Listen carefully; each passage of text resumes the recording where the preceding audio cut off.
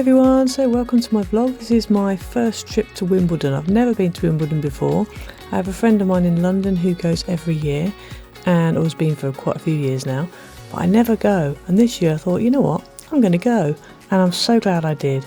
The weather was absolutely perfect and I got a train down. I decided not to bother driving because driving in London is a bit of a pain, so I got a train down and I stopped off at an Airbnb overnight so that then after Wimbledon I wouldn't have to come straight back. So it was a nice sunny day, and yeah, it was a great ride down, and I'm just glad I went. So I'm going to take you along.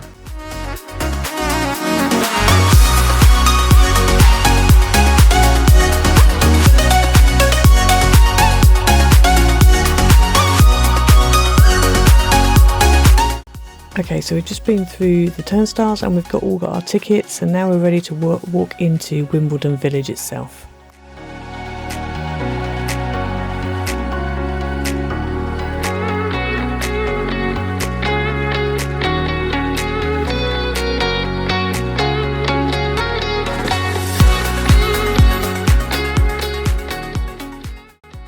So Wimbledon 2025 was a bit of a mix of tradition and innovation.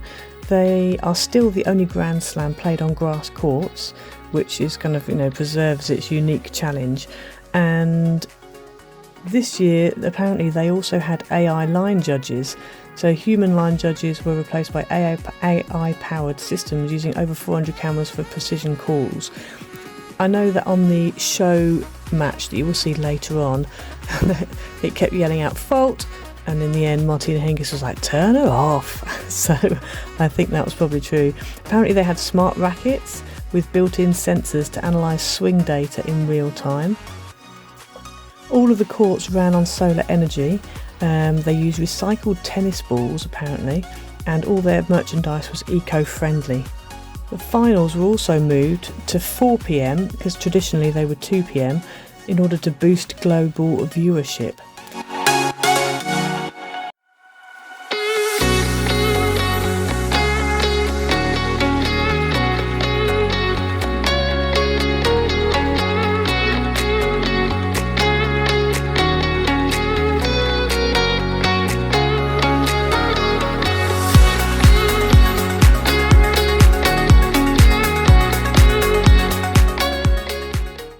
And strawberries and cream, over 28,000 kilograms of the iconic treat were consumed by fans apparently. And Roger Federer and Serena Williams made special appearances. And I have to say, we had beautiful weather. So all in all, it was a great day.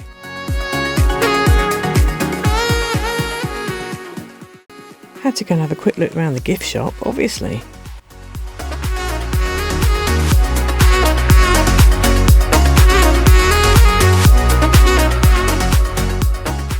My friend who had organised the visit, she used to work for the BBC and also for Sky, so she still knows a lot of people who work for the BBC. So she managed to organise for us to have a private tour of the BBC broadcast house there on the Wimbledon site. So I'll show you now. This is what we saw when we went backstage.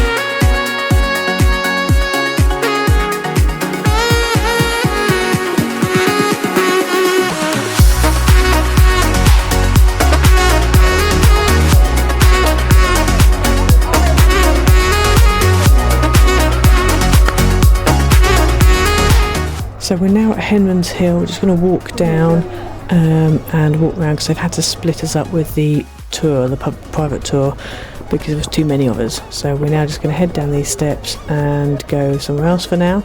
But it's amazing seeing Henman Hill and seeing all the people on it, and it's completely different to how I thought it was going to look. It's really loud, there are so many people, it's so hot, it's unbelievable, but wow, what an experience.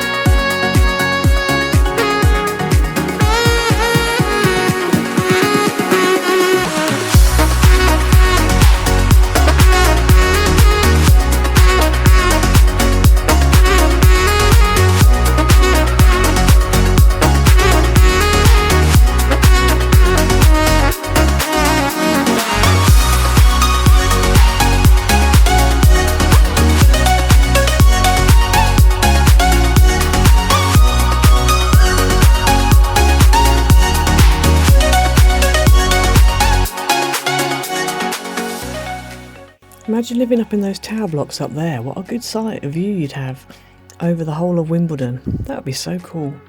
And you wouldn't have to pay a single thing. Well, obviously you've got to pay rent for your, your house, but you wouldn't have to pay to look at Wimbledon. I thought that was quite cool.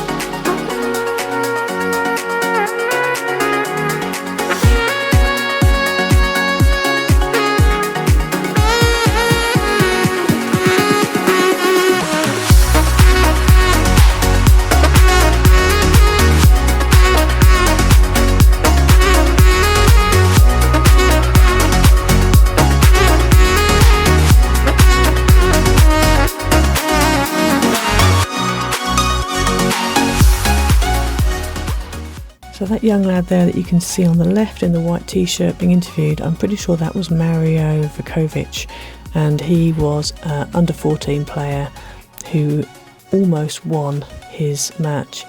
But I thought that was quite amazing to be at 14 years old and be at Wimbledon. So this bit here is actually out of bounds for the general public, and this is where all the different news channels do their reports from.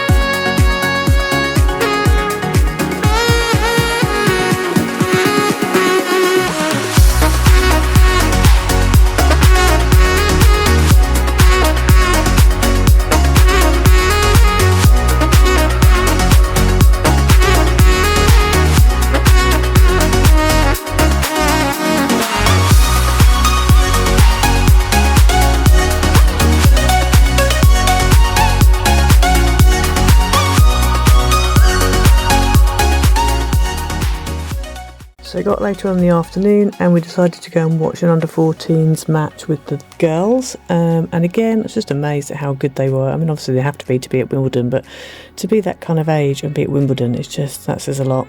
So these people could be your future stars. You never know, you might well see them as they go into adulthood being the future stars of Wimbledon.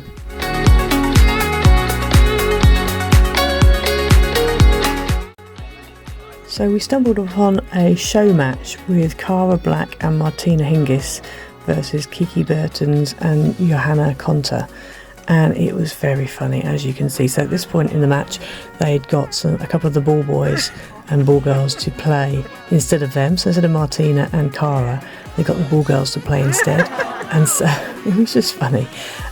What you can't hear, unfortunately, is all the little comments that Martina was making. She was just very funny. She was making lots of funny comments.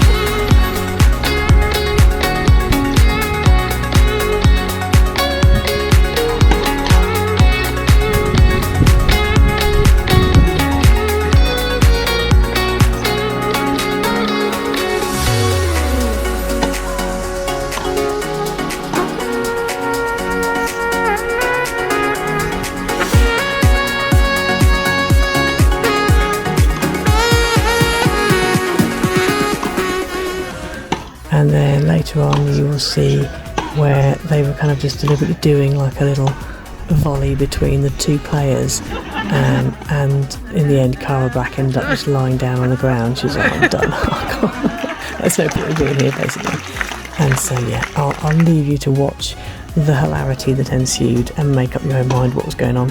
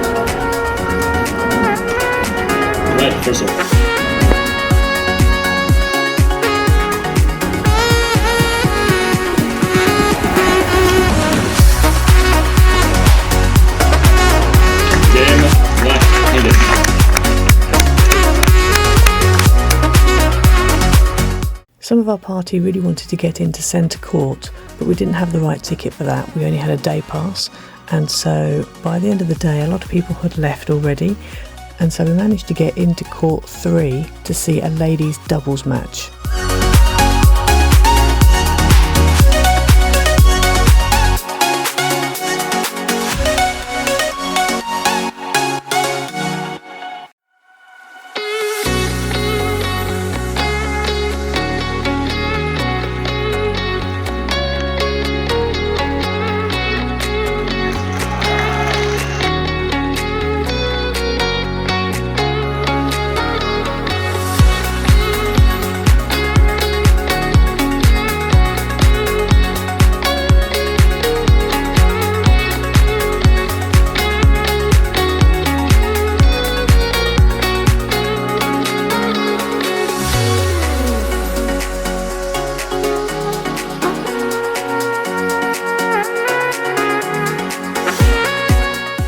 And after watching the ladies' doubles match on court 8, it was time to go home. So we headed our way out of Wimbledon.